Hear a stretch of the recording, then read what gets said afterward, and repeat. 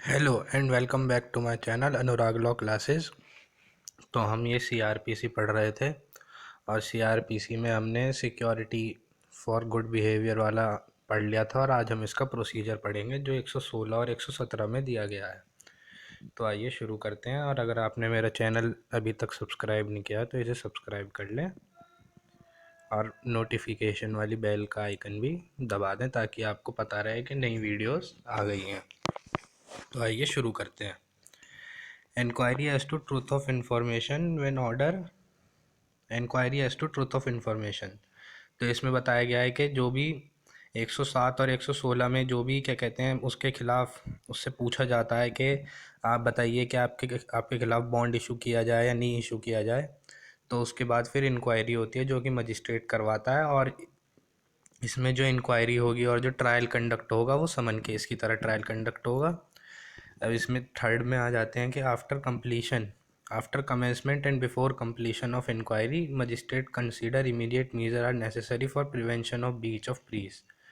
तो इसमें बता रखा है कि अगर कि शुरुआत के बाद और ख़त्म होने से पहले मजिस्ट्रेट को लगता है कि अगर नेसेसरी इमीडिएट नेसेसरी मेजर लेने चाहिए for prevention of breach of piece है या फिर पब्लिक ट्रैंक्विलिटी के लिए, तो वो अपने रीजंस जो है राइटिंग में रिकॉर्ड करेगा और डायरेक्ट करेगा पर्सन को कि वो अपना बॉन्ड एग्जीक्यूट करे for keeping peace and maintaining good behaviour, है ना। और इसके बाद हमें प्रोवाइडेड में दे रखा है कि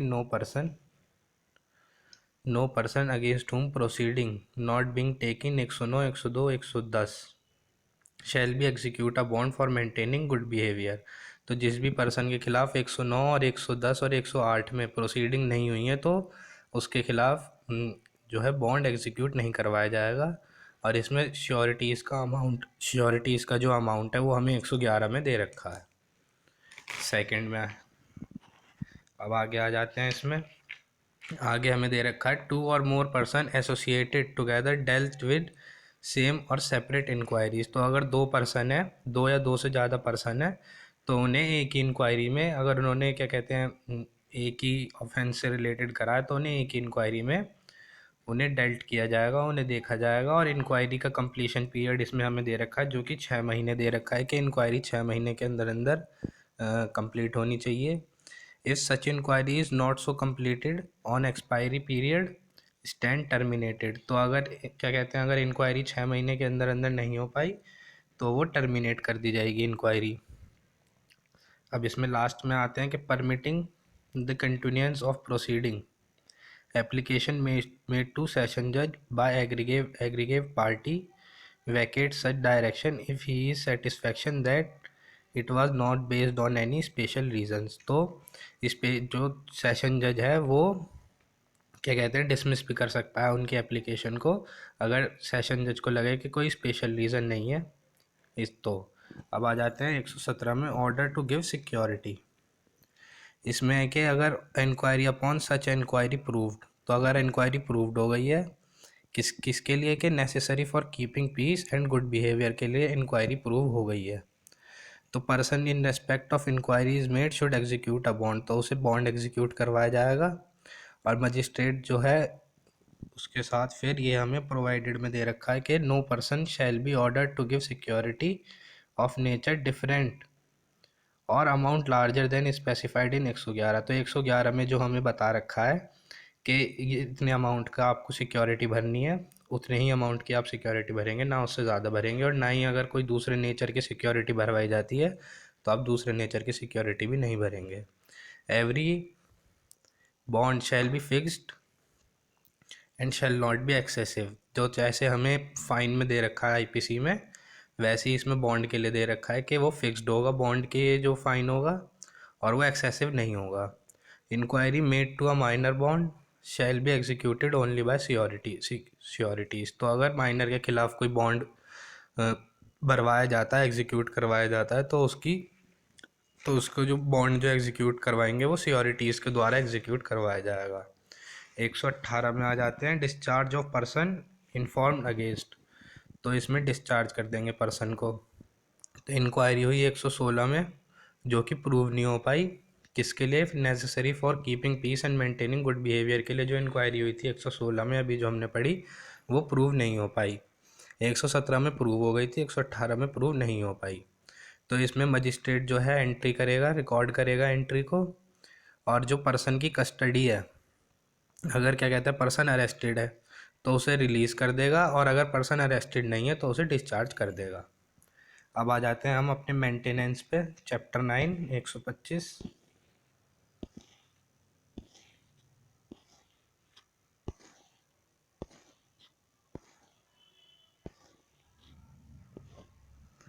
वन 125 पे आ गए हैं अब हम। Maintenance for chapter 9, order for maintenance of wives and children and parents. तो इसमें अगर कोई जो पर्सन है 125 में हमें दे रखा है कि अगर कोई पर्सन है जिसके पास सफिशिएंट मीन्स है और वो नेग्लेक्ट कर देता है या फिर रिफ्यूज़ कर देता है मेंटेन करने को, किस किस को वो मेंटेन करने को रिफ्यूज़ कर देता है? अपनी वाइफ को, लेजिटिमेट और इलेजिटिमेट माइनर चाइल्ड को, और चाइल्ड फिजिकल और मेंटल एबनॉर्मेलिटी और इंजरी, इनको अगर वो, और फादर मदर या फिर अपने ग्रैंड पेरेंट्स को अगर वो मेंटेन करने से मना कर देता है तो उसके खिलाफ, तो उसके जो क्या कहते हैं, जो उसके ऊपर निर्भर हैं, वो मेंटेनेंस का उसके लिए उसके ऊपर ला सकते हैं। और इसमें एक हमें और दे रखा है कि not being a married daughter, हमने लेजिटिमेट इलेजिटिमेट चाइल्ड में ही दे रखा है कि not being a married daughter. तो अगर वो मैरिड डॉटर है तो जो मैरिड डॉटर है वो फिर अपने हस्बैंड से क्लेम करेगी मेंटेनेंस, वो अपने फादर से क्लेम नहीं कर सकती है। ठीक है, इसमें आगे चलते हैं। आगे हम पढ़ते हैं कि जेएमएफसी के judicial magistrate first class upon proof of such neglect और रिफ्यूज़ल। तो जुडिशल मजिस्ट्रेट फर्स्ट क्लास जो है वो ऑर्डर करेगा पर्सन को कि वो मंथली अलाउंस करे, जो कि मजिस्ट्रेट उसे फिक्स करेगा। ठीक है, मंथली रेट को जो है judicial magistrate first class fix करेगा। और फादर ऑफ माइनर फीमेल, कि माइनर फीमेल का जो फादर है वो भी उसे अलाउंस देगा। If magistrate satisfied that husband of female minor is minor child if married not possessed of sufficient means. तो इसमें ये भी दे रखा है कि जो फीमेल माइनर चाइल्ड है उसका हस्बैंड अगर उसके पास सफिशिएंट मीन्स नहीं है तो फादर से जो है वो फीमेल माइनर चाइल्ड अपना मेंटेनेंस क्लेम कर सकती है। During the pendency of proceeding person make interim allowance for maintenance and expenses of such proceeding. तो जिस पर्सन से क्या कहते हैं मेंटेनेंस अलाउंस मांगा जा रहा है तो वो क्या कहते हैं प्रोसीडिंग का खर्चा भी वही आदमी उनको देगा। इंटरिम मंथली अलाउंस भी डिस्पोज विद इन 60 डेज। तो इंटरिम मंथली अलाउंस जो है वो 60 डेज के अंदर अंदर उसे दे दिया जाता है। अब हमें इसमें एक्सप्लेनेशन दे रखी है, इसमें हमें एक्सप्लेनेशन दे रखी है कि माइनर और वाइफ कौन होगा।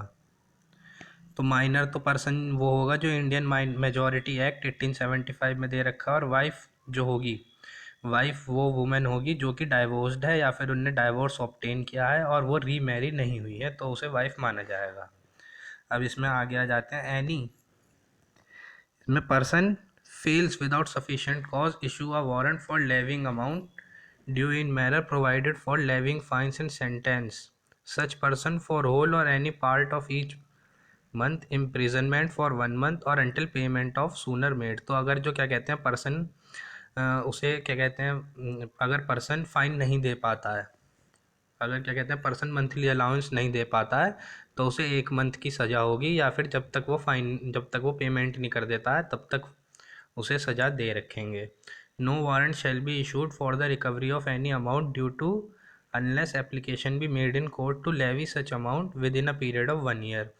तो उस पर्सन के खिलाफ कोई वारंट इशू नहीं होंगे कि जो अमाउंट ड्यू है, जैसे कि मान लीजिए 5,000 रुपये किसी फादर के पास ड्यू हैं अपने फीमेल माइनर चाइल्ड के, तो वो फीमेल माइनर चाइल्ड उसके खिलाफ वारंट इशू नहीं करवा सकती with in a period of 1 year, 1 साल के अंदर अंदर, है ना। अगर 1 साल से ज़्यादा हो जाता है तो वो वारंट इशू करवा सकते हैं।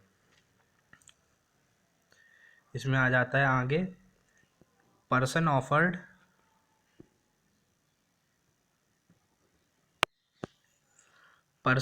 To maintain his wife on condition of living with him. Grounds of refusal stated by her: make an order if husband is satisfied that there is just ground for doing so. तो इसमें अगर husband कह देता है कि हाँ मैं तैयार हूँ अपनी वाइफ को मेंटेन करने के लिए मगर एक शर्त पे कि वो मेरे साथ रहेगी, और अगर वाइफ क्या कहते हैं उस वाइफ क्या कहते हैं रिफ्यूज़ कर देती है इस बात को, तो वाइफ को क्या कहते हैं रीज़नेबल और जस्ट ग्राउंड देने पड़ेंगे, और अगर वाइफ रीज़नेबल और जस्ट ग्राउंड नहीं दे पाती है तो वाइफ को मेंटेनेंस नहीं मिलेगा. No wife is entitled to receive monthly allowance from her husband if she is living in adultery. तो अगर वाइफ क्या कहते हैं एडल्ट्री में रह रही है या फिर उसके पास सफिशिएंट रीज़न नहीं है to live with her husband, तो अगर उसके पास अपने हस्बैंड के साथ सफिशिएंट रीज़न नहीं है रहने के, या फिर वो वाइफ जो है एडल्ट्री में रह रही है, या फिर उस वाइफ ने सेपरेटली म्यूचुअल कंसेंट के साथ रह रही है, living separately by mutual consent, तो उस वाइफ को क्या कहते हैं मेंटेनेंस नहीं मिलेगा.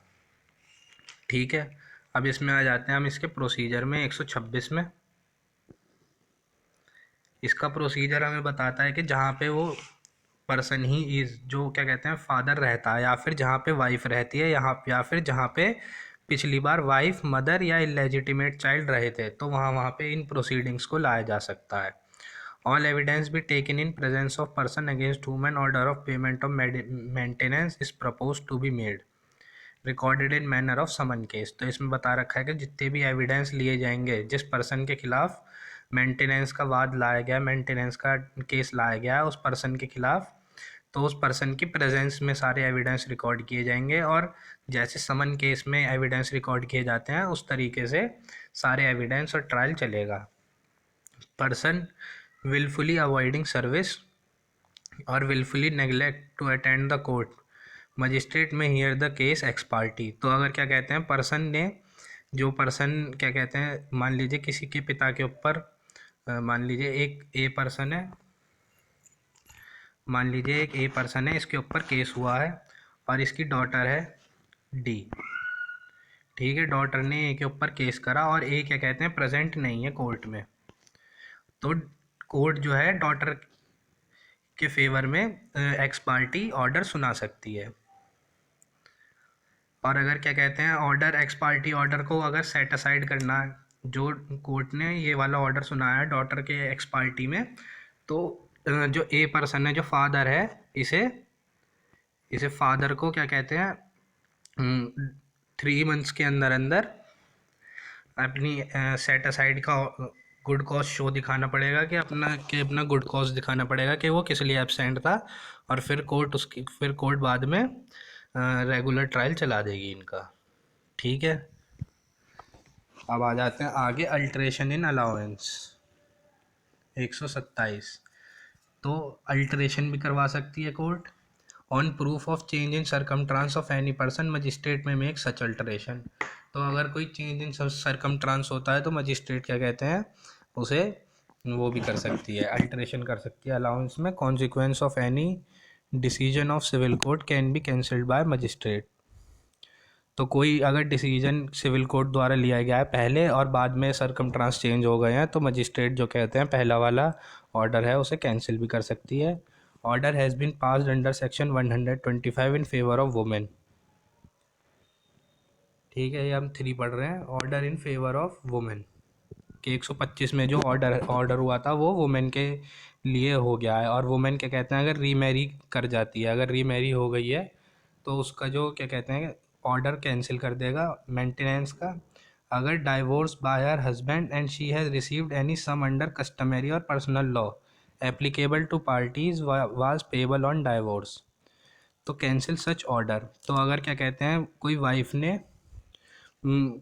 ने पहले ही जो इनके अगर मान लीजिए कोई कस्टम में होता है जैसे कि दहेज, जैसे कि मुस्लिम में पान दान दिया जाता है ना, खर्चा है पान दान, अगर लड़की को ये सब कस्टम के हिसाब से मिल चुका है तो मजिस्ट्रेट क्या कहते हैं इस ऑर्डर को कैंसिल कर सकता है. ठीक है, अगर और फिर इसमें नेक्स्ट आ जाते हैं कि women has obtained divorce from husband and she voluntary surrender her right to maintenance. तो अगर वुमेन ने वॉलेंट्री अपना राइट मेंटेनेंस का छोड़ दिया है तो मजिस्ट्रेट मेंटेनेंस का ऑर्डर कैंसिल कर देगा। Making any decree for recovery of maintenance और dowry by any person, civil court shall take into amount the sum which has been paid और recovered by such person as monthly allowance for maintenance. तो इसमें बता रखा है कि अगर civil court ने कोई ऑर्डर कर रखा है ना, कोई डिक्री पास कर रखी है कि रिकवरी के, उस डिक्री पास कर रखी है रिकवरी ऑफ मेंटेनेंस के लिए, ठीक है, तो उसको जो मजिस्ट्रेट है वो आगे ऑर्डर पास कर सकता है कि हाँ इस पर्सन से रिकवरी कर सकते हैं, और वो रिकवरी जो है मंथली अलाउंस की तरह ली जाएगी। अब 128 में आ जाते हैं, enforcement of order of maintenance. तो एनफोर्समेंट होगी कि इसकी एनफोर्समेंट कैसे होगी कि एक कॉपी जो होगी मेंटेनेंस की वो उस पर्सन, जिस पर्सन के फेवर में ऑर्डर आया, एक उसे दी जाएगी और एक उसके गार्जियन को दी जाएगी, या फिर उसके गार्जियन को दी जाएगी, या फिर जिसके फेवर में ऑर्डर आया है वो उसको दी जाएगी एक कॉपी। तो इससे एनफोर्समेंट हो जाएगी। अब आ जाते हैं आगे, maintenance of public order and tranquillity, chapter 10। इसमें हमें बता रखा है 129 में, dispersal of assembly by civil force. तो एग्जीक्यूटिव मजिस्ट्रेट या फिर officer in charge of police station not below SI के सब इंस्पेक्टर से छोटा नहीं होना चाहिए, कमांड एनी अनलॉफुल असेंबली और any assembly of 5 of more likely to cause disturbance to disperse. तो एग्जीक्यूटिव मजिस्ट्रेट या officer in charge of police station जो कि एसआई से छोटा है, वो किसी भी अनलॉफुल असेंबली को कमांड कर सकता है, या वो अनलॉफुल असेंबली 5 या 5 से ज़्यादा की होनी चाहिए कि आप यहाँ से हट जाइए। अगर वो अनलॉफुल असेंबली वहाँ से नहीं हटती है, वहाँ से डिस्पर्स नहीं होती है, तो वो क्या कहते हैं, सिविल फोर्स यूज़ कर सकता है। If so commanded, assembly does not disperse and conduct itself in such a manner as to show determination not to disperse। तो एग्जीक्यूटिव मजिस्ट्रेट और पुलिस ऑफिसर में proceed to disperse such assembly by force, तो वो उसको disperse कर सकते हैं by force, और अरेस्ट कर सकते हैं और कन्फाइन कर सकते हैं पर्सनस को। 130 में आ जाते हैं, use of armed force to disperse assembly, कि आर्म्ड फोर्स की कब ज़रूरत पड़ेगी, तो assembly cannot be otherwise dispersed if necessary for public security that it should be disperse. Executive magistrate of highest rank cause it to disperse by armed force. तो अगर जो unlawful assembly है वो अपने आप को ऐसा शो करती है कि अब हम यहाँ पे हटने नहीं वाले हैं, और वो दंगे करने लग जाते हैं, तो एग्जीक्यूटिव मजिस्ट्रेट जो है आर्म्ड फोर्स की मदद ले सकता है। मजिस्ट्रेट में require any officer in command और any group of person belonging to armed force disperse such assembly with the help of armed force or command to arrest and confine such person। तो जो judicial magistrate है वो armed force के officer को कह सकता है कि इन्हें आप अरेस्ट करिए और कन्फाइन करिए, ताकि इन्हें हटाया जा सकते, ताकि इस अनलॉफुल असेंबली को यहाँ से हटाया जा सके।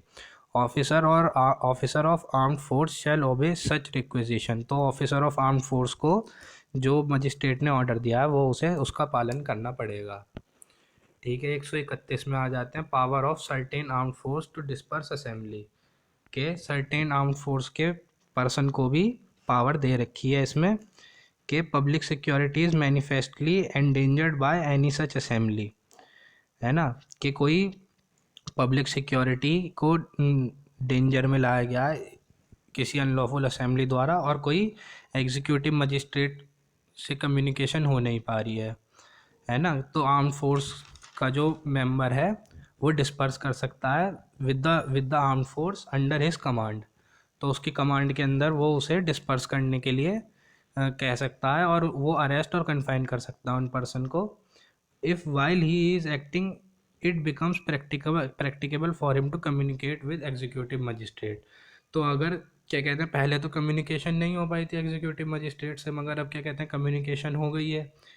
दूसरे इसमें बताया गया है कि अगर एग्जीक्यूटिव मजिस्ट्रेट से कम्युनिकेशन हो जाती है तो फिर वो ऑफिसर जो होगा आर्मी का जो ऑफिसर होगा वो एग्जीक्यूटिव मजिस्ट्रेट के under instruction of executive magistrate फिर वो काम करेगा। अब 133 पे आ जाते हैं। 133 में हमें दे रखा है कि conditional order for removal of nuisance. तो इसमें न्यूसेंस की बात करी गई है कि डीएम, एसडीएम या एग्जीक्यूटिव मजिस्ट्रेट को अगर रिपोर्ट मिलती है किसी पुलिस ऑफिसर द्वारा कि कोई अनलॉफुल ऑब्स्ट्रक्शन या फिर न्यूसेंस को हटाया जाए किसी पब्लिक प्लेस से, या फिर किसी रिवर, चैनल या फिर कोई और ऑब्स्ट्रक्शन है जो कि न्यूसेंस कर रहा है ना, या फिर कोई कंडक्ट ऑफ एनी ट्रेड हो रहा है, या फिर कोई ऐसा ट्रेड हो रहा है या ऑक्यूपेशन हो रहा है जिससे कि न्यूसेंस हो रहा है, और या फिर कंस्ट्रक्शन ऑफ एनी बिल्डिंग, या फिर किसी बिल्डिंग का ऐसा कंस्ट्रक्शन चल रहा है और उसको हटाना चाहिए और क्योंकि वो न्यूसेंस कर रहा है, या फिर कोई ऐसा टेंट, बिल्डिंग, स्ट्रक्चर, ऐसा ट्री जो कि न्यूसेंस कर सकता है, या फिर वो किसी पर्सन को इंजरी कर सकता है। तो रिमूव, रिपेयर और सपोर्ट सच बिल्डिंग, तो एग्जीक्यूटिव मजिस्ट्रेट, एसडीएम और डीएम तो इसे ऑर्डर कर सकते हैं कि इसे या तो रिमूव करें या रिपेयर करें या फिर सपोर्ट करें। ठीक है। एनी टैंक और excavation adjacent to public place be fenced in such a manner to prevent danger, तो जो भी एक्सकवेशन है या फिर जो भी कोई पब्लिक प्लेस से के पास एक्सकवेशन है जहाँ पे डेंजर हो रहा है तो उस डेंजर को हटाया जाए, या फिर कोई अगर डेंजरस एनिमल आ जाता है तो उस डेंजरस एनिमल को कन्फाइन किया जाए।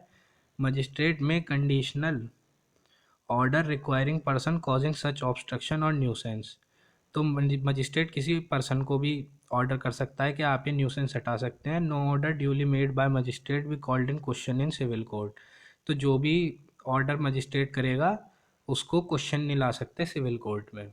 ठीक है, अब आगे चलते हैं इसमें 142 पे, section number 142, injunction pending inquiry, magistrate making order under section 133, तो मजिस्ट्रेट ने 133 में ऑर्डर दिया, consider that immediate measure should be taken to prevent imminent danger, तो मजिस्ट्रेट ने ऑर्डर कर दिया 133 में कि जो डेंजर था उसे हटाया जाए। Of serious kind issue such injunction to person, तो वो किसी पर्सन के खिलाफ इंजंक्शन पास कर सकता है अंडर सेक्शन 133 में, against whom the order was made in default of such person obeying such injunction, तो अगर क्या कहते हैं पर्सन डिफ़ॉल्ट कर देता है उस इंजंक्शन को फॉलो करने में, तो मजिस्ट्रेट क्या कहते हैं कोई भी मीन्स यूज़ कर सकता है to prevent such injury and danger, तो मजिस्ट्रेट क्या कहते हैं उस इंजरी और डेंजर को प्रिवेंट करने के लिए जो भी उसे मीन्स नेसेसरी लगे वो यूज़ कर सकता है। No suit shall lie in respect of anything done in good faith by magistrate, तो मजिस्ट्रेट ने अगर कोई गुड फेथ में काम किया है तो उसके खिलाफ कोई सूट या फिर कोई कार्रवाई नहीं होगी। ठीक है, इसमें अब आगे आ जाते हैं 143 में। 143 में हमें दे रखा है मजिस्ट्रेट में प्रोहिबिट रिपीटिशन और कंटिन्यूएंस ऑफ पब्लिक न्यूसेंस, तो डीएम, एसडीएम और एग्जीक्यूटिव मजिस्ट्रेट कोई भी पर्सन के खिलाफ ऑर्डर पास कर सकता है कि वो इस पब्लिक न्यूसेंस को बार बार ना करे और इस पब्लिक न्यूसेंस का कंटिन्यूएंस ख़त्म कर दे। अब आ जाते हैं 144 पे, अर्जेंट केसेस ऑफ न्यूसेंस। ठीक है, 144 में हमें बता रखा है power to issue order in urgent cases of nuisance or apparent danger, तो डीएम, एसडीएम और एग्जीक्यूटिव मजिस्ट्रेट के पास अगर सफिशिएंट ग्राउंड है और इमीडिएट प्रिवेंशन करना है या फिर स्पीडी रेमेडी करनी है मजिस्ट्रेट को by order in written stating material fact of case served in manner provided in 134, direct any person to abstain from a certain act, तो डीएम, एसडीएम और एग्जीक्यूटिव मजिस्ट्रेट के पास सफिशिएंट मीन्स हैं और immediate prevention करना है या फिर स्पीडी रेमेडी देनी है, तो मजिस्ट्रेट क्या कहते हैं किसी पर्सन को ऑर्डर कर सकता है कि वो ये न्यूसेंस ना करे इन respect of certain property in his possession, तो या तो वो उसे एब्सटेन कर सकता है किसी एक्ट को करने से या फिर उसकी प्रॉपर्टी कह सकता है कि जो आपकी प्रॉपर्टी पे ये न्यूसेंस हो रहा है आप इस न्यूसेंस को रोकिए। Such direction likely to prevent obstruction, annoyance और injury to any person, danger to human life, health और सेफ्टी। ठीक है, तो इसमें जो डायरेक्शन दी गई है प्रिवेंशन के लिए तो वो किसी भी पर्सन को इंजरी या फिर person danger to human life है या फिर हेल्थ है या सेफ्टी है, उसके लिए वो दे सकता है। In cases of emergency, circumstance do not admit of serving in due time of notice upon person against whom order directed be passed ex parte। तो इसमें बता रखा है कि इमरजेंसी के टाइम पे जो डीएम, एसडीएम और एग्जीक्यूटिव मजिस्ट्रेट है वो एक्स पार्टी डिसीजन दे सकते हैं अगर कोई पर्सन न्यूसेंस कर रहा है और वो इमरजेंसी है तो। अब आगे आ जाते हैं इसमें। Order to be directed to a particular individual और person residing in particular area और प्लेस। तो अगर एमरजेंसी है और मजिस्ट्रेट ने एक्स पार्टी डिसीजन दे दिया है तो वो एक्स पार्टी डिसीजन किसी पर्टिकुलर इंडिविजुअल के भी ऊपर हो सकता है या फिर जो पर्सन रिसाइड कर रहे हैं किसी पर्टिकुलर एरिया या पर्टिकुलर प्लेस पे उनके ऊपर भी वो ऑर्डर हो सकता है। No order remain in force more than 2 months. तो जो भी ऑर्डर होगा वो 2 महीने से ज़्यादा फोर्स में नहीं रहेगा। और अगर स्टेट गवर्नमेंट चाहें, अगर स्टेट गवर्नमेंट को लगता है कि हाँ ये पब्लिक हेल्थ और ह्यूमन लाइफ और सेफ्टी के लिए ख़तरनाक है ना, तो वो नोटिफिकेशन देगी और वो ऑर्डर क्या कहते हैं फिर 6 महीने तक फोर्स में रह सकता है। और magistrate either on his own motion और एप्लीकेशन ऑफ एनी एग्रीव्ड, या तो अगर मजिस्ट्रेट को खुद लगे या फिर किसी एग्रीव्ड पर्सन की एप्लीकेशन आए, alter any order made under him by himself और any magistrate subordinate to him. तो मजिस्ट्रेट क्या कहते हैं ऑल्टर कर सकता है किसी भी ऑर्डर को, अगर मजिस्ट्रेट को खुद लगे या फिर किसी एग्रीव्ड पर्सन की एप्लीकेशन आए तो वो ऑर्डर को ऑल्टर कर सकता है। स्टेट गवर्नमेंट ऐसे ही सेम इसमें स्टेट गवर्नमेंट कर सकती है। एप्लीकेशन रिसीव्ड, मजिस्ट्रेट और state government afford applicant too early opportunity of appearing before him showing cause against order. तो एप्लीकेशन अगर मिलती है मजिस्ट्रेट को या स्टेट गवर्नमेंट को कि कोई पर्सन क्या कहते हैं कॉज दिखा रहा है कि उसने ये काम नहीं करा था, तो उसको सुना जाएगा। इफ़ मजिस्ट्रेट और state government reject the application wholly और in part shall record in reasons in writing for doing so. तो अगर उसने क्या कहते हैं एप्लीकेशन दी और मजिस्ट्रेट ने उस एप्लीकेशन को रिजेक्ट कर दिया तो उन्हें रीजंस अपने राइटिंग में रिकॉर्ड करने पड़ेंगे कि आपने किन किन रीजंस पे उस एप्लीकेशन को रिजेक्ट किया है। अब आगे आ जाते हैं 144। इसमें एक सेक्शन नहीं दे रखा है बेयर एक्ट में जो कि है 144A। मैं आपको ऐसे ही बता देता हूँ 144A इसमें है power to prohibit carrying arms and procession or mass drill or mass training with arms. तो डीएम को अगर लगता है कि कहीं पे भी आर्म्स मतलब हथियार बेचे जा रहे हैं कहीं भी, डीएम को लगता है कि पब्लिक पीस के लिए ये हटाना चाहिए क्या, क्योंकि हथियार ऐसे आप बेच नहीं सकते, आपको लाइसेंस चाहिए है ना। तो अगर डीएम को लगता है तो वो प्रोहिबिट कर सकता है और नोटिस इशू करेगा order to be directed to a particular person और person belonging to any community. तो वो पर्टिकुलर पर्सन पे भी ऑर्डर डायरेक्ट कर सकता है या फिर person belonging to any community कि आप ये ट्रेडिंग इन हथियारों की व्यापार आप यहाँ ना करें। नो पब्लिक नोटिस इशूड और order made under this section remain in force more then 3 months. तो इसमें जो ऑर्डर पास किया जाएगा वो 3 महीने तक फोर्स में रहेगा। स्टेट गवर्नमेंट, और अगर स्टेट गवर्नमेंट को लगता है तो स्टेट गवर्नमेंट डीएम को बताएगी कि हम चाहते हैं कि आप ये ऑर्डर और आगे बढ़ाइए, और वो ऑर्डर क्या कहते हैं 6 महीने तक फिर लागू रहेगा on the recommendation of state government. अब आ जाते हैं 145 पे। 145 में इसमें दे रखा है procedure where dispute concerning land water. तो इसमें कोई भी क्या कहते हैं एग्जीक्यूटिव मजिस्ट्रेट को रिपोर्ट मिली है पुलिस ऑफिसर द्वारा के ब्रीच ऑफ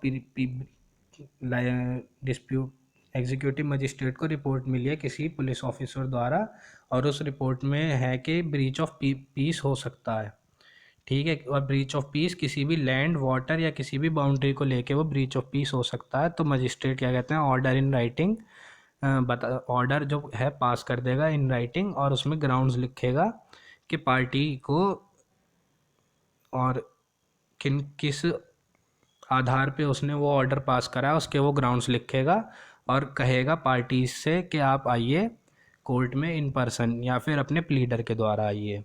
तो लैंड और वाटर जो है,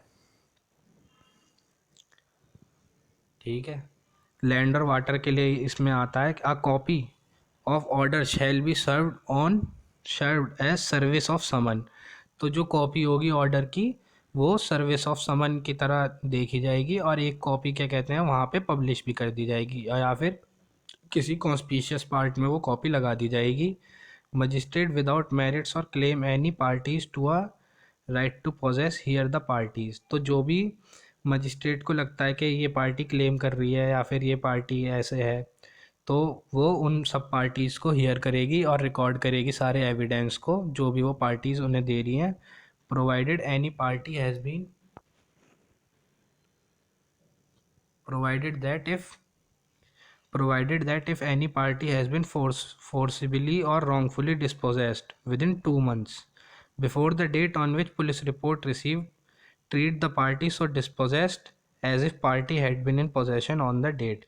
तो अगर किसी पार्टी को ज़बरदस्ती उस स्थान से हटा दिया गया है ना, और वो उस स्थान से 2 महीने पहले हटा दिया गया था जब पुलिस को रिपोर्ट की गई, तो उस पार्टी को ऐसे ही माना जाएगा कि उसे वहाँ से हटा दिया गया था। Nothing preclude any party to attend that no such dispute exist, magistrate shall cancel the order. तो अगर मजिस्ट्रेट को लगता है कि कोई भी इस पर डिस्प्यूट एग्जिस्ट नहीं करता है तो मजिस्ट्रेट क्या कहते हैं ऑर्डर को कैंसिल कर सकती है। और अगर मजिस्ट्रेट को लगता है कि हाँ इस पार्टी को फोर्सिबली यानी कि उसे ज़बरदस्ती ताकत से हटा दिया गया है तो उसको रिस्टोर कर देगी पोजेशन को उस पर्सन को। ठीक है। Any party to proceeding dies. तो अगर कोई पार्टी टू प्रोसीडिंग अगर किसी पार्टी टू प्रोसीडिंग की डेथ हो जाती है तो उसके लीगल रिप्रेजेंटेटिव पार्टी बन जाते हैं। Any crop or other produce subject to dispute if speedy decay. तो अगर कोई क्रॉप है या फिर कोई ऐसी चीज़ है जो कि स्पीडी डिके में आती है यानी कि वो जल्दी ख़राब हो जाती है तो मजिस्ट्रेट उसकी सेल कर सकता है। At any stage proceeding on application of either party issue a summon to a witness to attend or produce any document or thing. तो कोई भी स्टेज पे जो मजिस्ट्रेट जो है समन इशू कर सकता है किसी भी विटनेस को कि आप आइए, या तो आप आइए खुद या फिर जो भी डॉक्यूमेंट की ज़रूरत है वो आप डॉक्यूमेंट दिखाइए। अब आ जाते हैं 147 पे। Dispute concerning right of use of land और वाटर। तो इसमें बता रखा है कि डिस्प्यूट है किसी लैंड और वाटर के लिए तो क्या होगा, तो एग्जीक्यूटिव मजिस्ट्रेट को जब रिपोर्ट मिलेगी पुलिस ऑफिसर द्वारा कि कोई ब्रीच ऑफ पीस हो रहा है किसी लैंड और वाटर के उसके लिए लैंड और वाटर के लिए, तो make an order in writing. तो वो ऑर्डर राइटिंग में देगा और ग्राउंड्स उसमें लिखेगा अपने ऑर्डर के, और उसमें लिखेगा कि जो भी जिन भी पर्सन का डिस्प्यूट हो रहा है तो वो पर्सन कोर्ट में आइए, कोर्ट में इन पर्सन या फिर अपने प्लीडर के द्वारा आइए और अपने रेस्पेक्टिव क्लेम दाखिल करिए। तो मजिस्ट्रेट फिर जब वो अपने क्लेम दाखिल कर देंगे तो मजिस्ट्रेट में pursue statement so put in here party receive all evidence. तो मजिस्ट्रेट क्या कहते हैं सारे एविडेंस लेगा और उन पार्टीज़ को हियर करेगा और फिर डिसाइड करेगा कि किसका राइट इस धरती या इस पानी पे एग्जिस्ट करता है। If appear such right exist, अगर मजिस्ट्रेट को लगता है कि इस पर्सन का राइट एग्जिस्ट करता है make an order prohibiting any interference. तो वो ऑर्डर कर देगा कि कोई भी इस पानी पे इंटरफेरेंस ना की जाए। No order be made where right is exercisable at all times of the year. तो इसमें एक बात और बता रखी है कि जो भी ऑर्डर दिया जाएगा है ना, वो ऑर्डर दिया जाए अगर क्या कहते हैं जो भी राइट है वो 12 महीने तक आप यूज़ करते हैं, पूरे 12 के 12 महीने करते हैं तो वो ऑर्डर नहीं दिया जाएगा। अगर वो सीजनल है तो आपके लिए वो ऑर्डर दिया जाएगा। अब इसमें आ जाते हैं 149 पे। Preventive action of police, chapter number 11, preventive action of police. तो 149 में ये छोटे छोटे सेक्शन है, इन्हें जल्दी जल्दी ख़त्म करेंगे। तो police to prevent cognizable offence, तो हर पुलिस ऑफिसर को ये हर पुलिस ऑफिसर की ड्यूटी है कि कॉग्निजेबल ऑफेंस का जो कमीशन हो रहा है उसे प्रिवेंट करे। 150 में हमें दे रखा है कि information to design to commit cognizable offence, अगर किसी पुलिस ऑफिसर को डिज़ाइन पता चल जाता है किसी कॉग्निजेबल ऑफेंस का, तो वो उसे उस पर्सन को अरेस्ट कर सकता है, या फिर अपने किसी भी सबऑर्डिनेट को वो कह सकता है कि इस पर्सन को अरेस्ट करिए। 151 में हमें दे रखा है arrest to prevent commission of cognizable offence, तो पुलिस ऑफिसर को किसी डिज़ाइन के बारे में पता चल गया कि ये इस डिज़ाइन से इस कॉग्निजेबल ऑफेंस को करने वाले हैं, तो वो उस पर्सन को अरेस्ट कर देगा विदाउट वारंट, और उस पर्सन को 24 घंटे से ज़्यादा डिटेन नहीं किया जा सकता। 152 में आ जाते हैं prevention of inquiry of public property. तो इसमें बता रखा है कि police officer on his own authority interpose to prevent any injury attempted to be committed in his view to any public property. तो अगर पब्लिक प्रॉपर्टी को कोई इंजरी पहुंचाई जा रही है तो पुलिस ऑफिसर क्या कहते हैं, उसको प्रिवेंट करेगा। 152 में ये बता रखा है। इसमें 153 में हमें बता रखा है कि inspection of weight and measure, तो कोई भी police officer in charge of police station जो किसी भी दुकान के अंदर जा सकता है और दुकान में जाके जो उनमें वेट लगे रहते हैं 1 किलो का 2 किलो का, उन्हें तोल सकता है, और अगर क्या कहते हैं वो वेट फॉल्स है तो वो क्या कहते हैं फिर जो इन्फॉर्मेशन है वो मजिस्ट्रेट को देगा। ठीक है, अब हम ये नेक्स्ट चैप्टर अपनी नेक्स्ट वीडियो में करेंगे। अगर आप मेरी वीडियो यहाँ तक अभी तक देख रहे हैं तो आप मेरे चैनल को ज़रूर सब्सक्राइब करें। आपका बहुत बहुत धन्यवाद।